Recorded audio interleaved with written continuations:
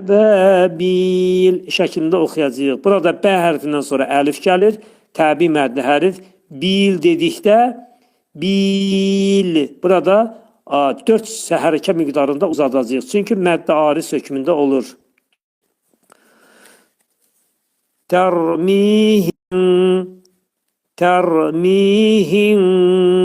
bihicaratin min siccil.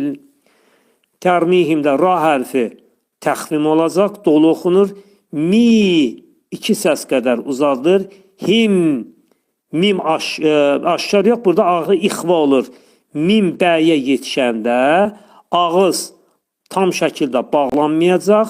Ağız azacıq açıq şəkildə qalıb və mimi bəyə yetişdirib ixva edirik.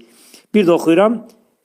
Tərmihim bihicaratin min siccil. Bihicarətində demək hicə